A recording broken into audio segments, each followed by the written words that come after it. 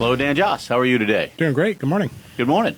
So, Money Talks. Let's talk about money today and college and educate us a little bit on 529's, if you would, sir. Sure. 529 is a tax-free investment account. I mean, the gains are tax-free if used for college. Okay. Or other qualified education expenses. Right. The question we have now at this time of year is because it's springtime, it's about ready to sign up for next semester. And Right. that means pay the tuition, and that means take the money out of the account. Well, that's just simple, right? You don't just write a check. You don't? Now, I'll go with three main options. Okay. First is to let the custodian, the people that have the money, send it to the university with the student's ID so that it gets into the right account. Okay. They don't report that to the government because it's going to a qualified institution. Right. Or if they do report it, it's not really connected to you because it was used for the intended purpose. Well, that's good. It's easy to do. Option two, many choose, is to have the money sent back to their checking account from where we were, sending it from to invest it. Now we're just sending it back. That gets reported to the IRS as a distribution.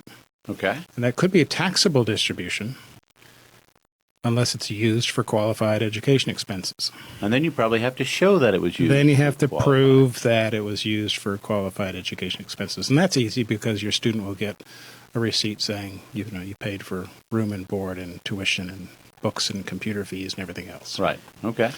If you want to do that. And typically, it's the parent. Right. And so maybe we could just write the check to the kid. Well, to finish the second one is then I could write the check to the university. Okay. Or really transfer it. Right. Or what many are doing now is charging tuition, collecting the points, then paying off the credit card. Okay. But all of that is, I'll say, at the parent or the owner level of the account. Right. And then your option is number three. Okay.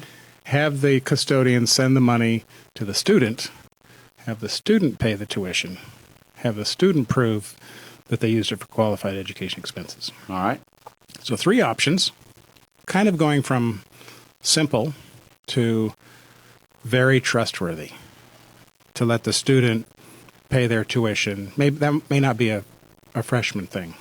Right. Maybe a senior thing. Okay, but some people would say it's important for the student to see how much this really costs. That's right.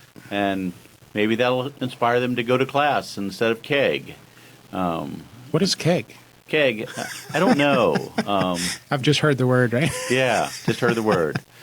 So that's it. Lots of options. Okay. Each with a level of responsibility that we may or may not want. Each with a little bit of work to do. Okay. That we can kind of choose. And my experience with my college student children was each semester was a little bit different. Okay. And these qualified expenses, that can include tuition at certain schools or all schools? Most is a safe word. in the U.S., not overseas, because it's a U.S. tax break. Right. Okay. So tuition, books, housing. And if you're not on student housing, Right. then it's that amount if towards rent somewhere else. Okay. We have a student living off campus, but that amount that they would have charged if he was on counts. Okay. Computers, Right. internet service, sometimes that's charged, sometimes that's extra. And I'm not sure how it's going to work now with many university students working from home. Right. And so talk with your tax expert. That's a great piece of advice there, because none of the advice you've given has been legal advice or anything like that. And the 529 is an exception to most, I'll say rules, is it's an account that you can control as the owner. You can change beneficiaries. If one student doesn't go and finish, you can move the money to the next student or the beneficiary. Well, mom and dad can go back to school. Or they can go back to school, or you can just pull it back out of that account and pay a 10% penalty. But for years of tax deferred growth, that's not a bad choice for many. Okay. They can change the owner to, typically grandparents will change the owners to the parents. Okay. When they're executing the payment. Okay. But it's a great vehicle, and it's not part of your estate for estate tax purposes, which is the unusual part. Nice. Okay. Well, Dan, if somebody wants to get in touch with you to find out a little bit more about 529's or any sort of financial advice, what's the best way for them to do that? They can give us a call, Josh Brown, at 757-903-2127. And the website? joshbrown.com. All right. Thank you so much. Thank you.